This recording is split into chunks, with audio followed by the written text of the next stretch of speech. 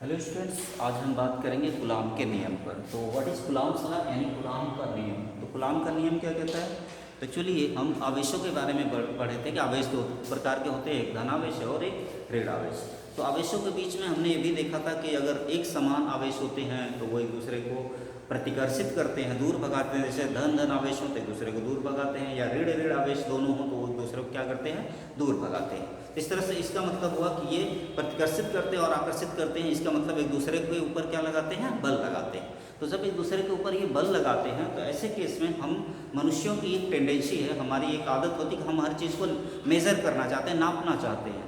तो हम इसको नापते हैं कि कितना हुआ, ये बल कितना हुआ, तो इसको हम लोग मेज़र करते हैं। तो जब हम मेज़र करते हैं तो उसको मेज़र करने के लिए एक फार्मूला, एक लॉ दिया कूलाम ने, जिसे ही हम कहते हैं कूलाम का नियम। तो जरा कूलाम के नियम के अनुसार देखें। कूलाम के नियम के अनुसार दो आवेशों के बीच लगने वाला आकर्षण या प्रतिकर्षण बल दोनों आवेशों के परिमाण के गुणनफल के अनुक्रमानुपाती होता है तथा दोनों आवेशों के बीच की दूरी के वर्ग के व्युत्क्रमानुपाती होता है। यानी कि अगर दो आवेश है, मेरा एक मान लेते हैं Q1 आवेश है, दूसरा ये Q2 आवेश है, तो इनके बीच लगने वाला जो आकर्षण बल है इन दोनों आवेशों के परिमाण के गुणनफल के व्युत्क्रमानुपाती होगा। यानी कि अगर फोर्स को हम F मान लें, दोनों के बीच लगने वाला जो फोर्स है वो F है, तो F is directly proportional to क्या हो जाएगा, Q1 इंटू Q2, यानी Q1 इंटू Q2 के, यानी F इज डायरेक्टली प्रोपोर्शनल क्या हो जाएगा, Q1 इंटू Q2 के। अगर ये मान लेते हैं इन दोनों आवेशों के बीच की दूरी क्या है, R है, दोनों आवेशों के बीच की दूरी कितना है, R है, तो जो इस तरह से जो लगने वाला जो फोर्स है वो इनके व्युत्क्रमानुपाती होता है। यानी कि अगर दूरी बढ़ेगी तो फोर्स घटेगा, दूरी कम होगी तो फोर्स ज़्यादा होगा।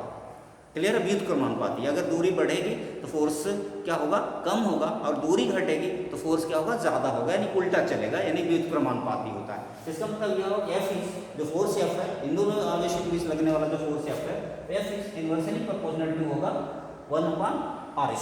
तो r स्क्वायर की क्या होगा, inversely proportional. When we combine these two, इन दोनों को अगर हम सम्मिलित करते हैं एक में, दोनों एक साथ लिखते हैं, तो हम कह सकते हैं F is proportional to Q1 Q2/r²। अब जब हम प्रोपोर्शनल को हटाते हैं, प्रोपोर्शनल इस प्रोपोर्शनलिटी को हटाते हैं, तो हम लोग क्या करते हैं, एक कांस्टेंट लगाते हैं। तो हमने मान लिया कि यहाँ कांस्टेंट कोई K, एक कांस्टेंट क्या है, K। तो K जो है इस तरह से इक्वल टू हो जाएगा K Q1 Q2/r², जहाँ K का मान क्या, K का मान कितना होता है, K बराबर होता है 1/4 पाई एप्सिलॉन नॉट, एप्सिलॉन 0 होता है। यानी कि इसका जो मान होता है 9 न्यूटन मीटर स्क्वायर पर कूलाम स्क्वायर। तो ये इसका K का मान हो गया 1/4 pi epsilon not 9 × 10⁹ newton metre square पर कूलाम स्क्वायर, ये हो जाएगा। एक बार हम बात कर लेते हैं कि यानी कि कूलाम के नियम के अनुसार दो आवेशों के बीच में लगने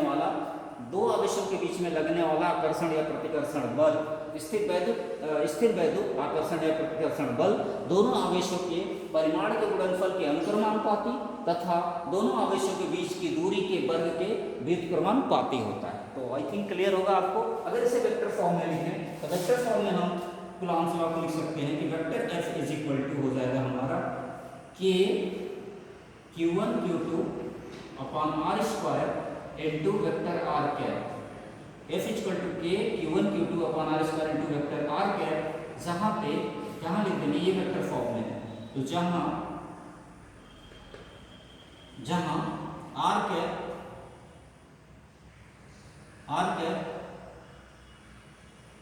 एक एकांक आवेश है, r कैप क्या है, एक एकांक वेक्टर है, एकांक वेक्टर है जिसकी दिशा r की दिशा है, जिसकी दिशा r की दिशा है। इस तरह से वेक्टर फॉर्म में अगर लिखना हो तो F equal to K Q1 Q2/r² into r cap हो जाएगा, जहाँ पे r कैप क्या है, एक एकांक वेक्टर है जिसकी दिशा क्या है, जिसकी दिशा r की दिशा है, जिसकी दिशा क्या है, r की दिशा।